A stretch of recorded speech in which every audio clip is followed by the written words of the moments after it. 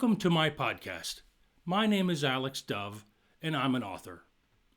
The goal of my podcast is to bring you along on my journey and share with you my experiences on writing.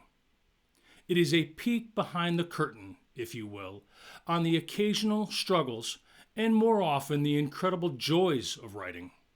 During this time, I'll walk you through my writing practices and share behind-the-scenes secrets. This will allow you the opportunity to understand the style behind my writing and to know a little bit more about the person behind the books. Today, I'm going to talk about first drafts. Writing them can be difficult, and completing them is a success story in and of itself. But finishing a first draft is a hurdle in a marathon of hurdles when finishing a book. Note that I said marathon and not a race or a sprint. Writing is a lengthy process, so let's jump right in. You may have heard me mention before in previous podcasts that I strive to write about 1,500 good words a day. If successful, I can finish the first draft of a book in about 3 to maybe 4 months. Sometimes it's a little shorter, sometimes a little longer, but on average that's about how long it takes. Finishing a draft is a bit like catching Walter the Trout from the 1981 movie On Golden Pond for dinner. By that, I mean it's the moment you've been waiting for. It's finally arrived. But catching Walter is only the first step.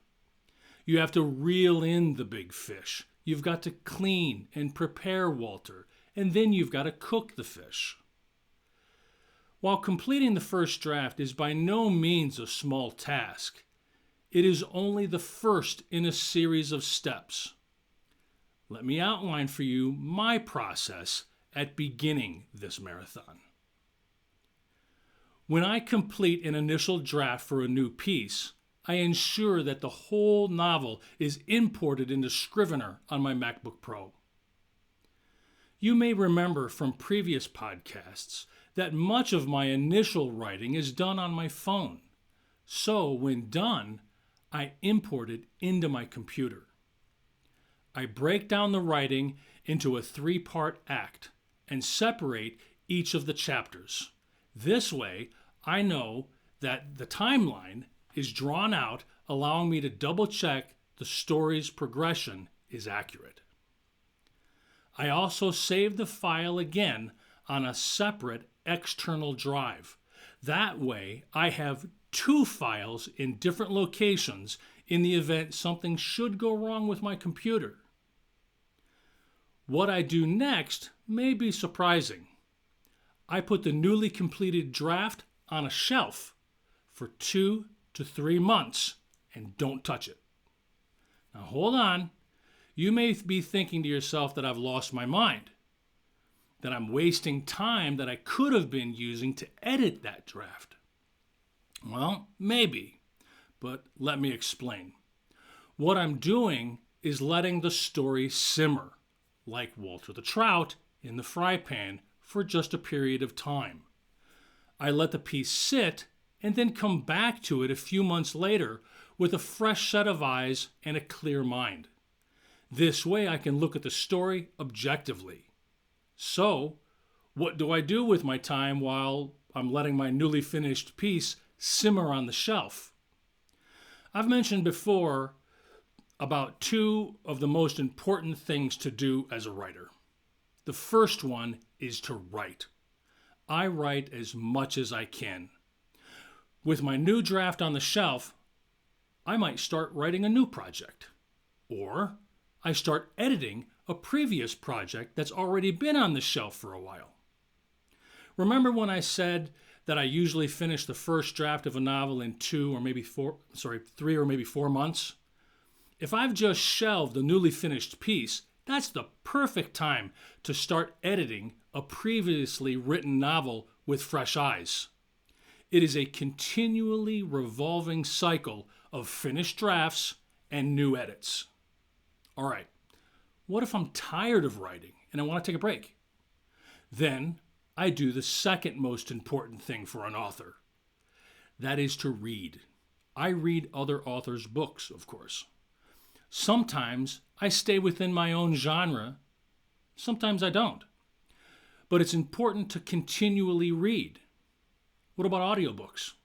Well, that's a perfectly acceptable option also. I have a large collection of audiobooks. For some of my favorite authors, I read their books more than once, sometimes 3 or 4 times.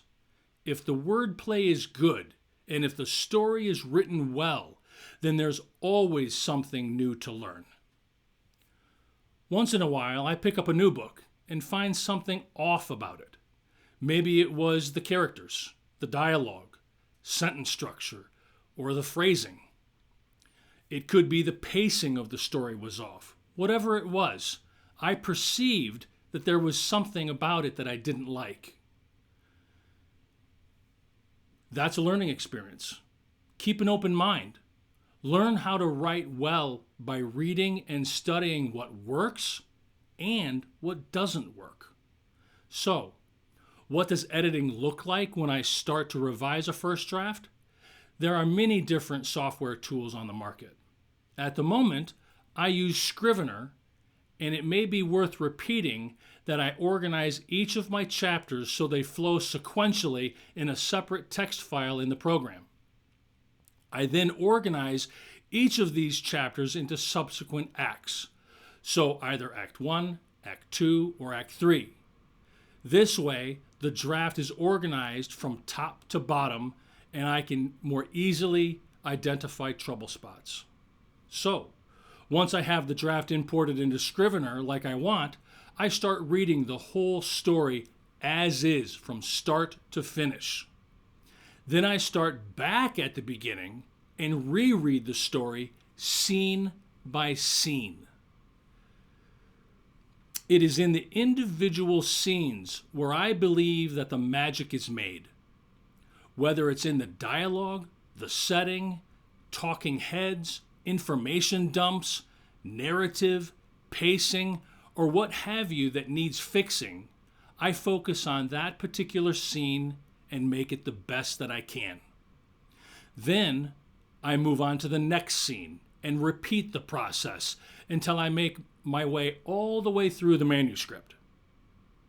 One of the things I've focused on that works in catching mistakes, or at least highlights some troublesome spots, is hearing my story read back to me.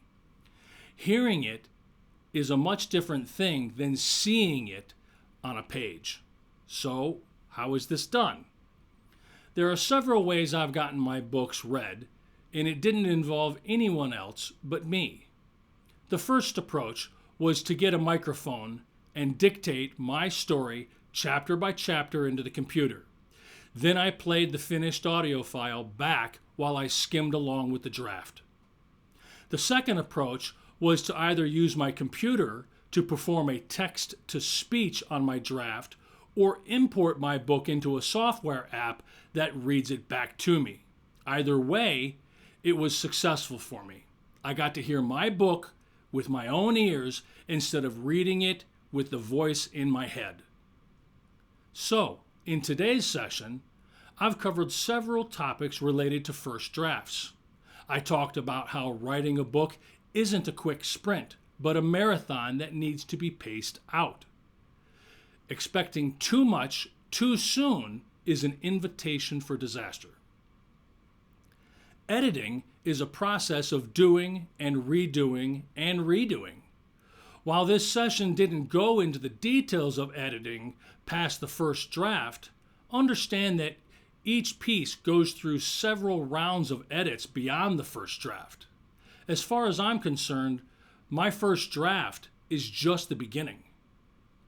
I also talked about my process of shelving a new draft for several months before returning back to it. This enables me to come back to the manuscript with a fresh set of eyes. So, what do I do while my new draft is sitting on the shelf? I pick up a different first draft that's already been sitting on the shelf and begin editing it. If I'm not in the mood to edit a new manuscript, then maybe I'll start writing a new book. If I need a break from writing, then I pick up a book from the library and I read it. I'm always either writing, editing, or reading at any given point. The last thing I discussed, which I find helpful, is to have my books narrated back to me. This gives me a fresh perspective on the story. Because I wrote the story, it's common for my own eyes to skim over small mistakes. Listening to my book gives me a fresh way to experience my work. I hope you've enjoyed this session. Join me soon for another podcast or check out my blog for additional topics. Don't forget to sign up for my newsletter where members are presented with new information or special offers. Check back soon for more content. Thank you for joining me on my podcast. Come back and join me again as I share my writing journey. This is Alex Dove, and until next time, may your pen never run dry, your muse never wander, and your tales never lose their magic.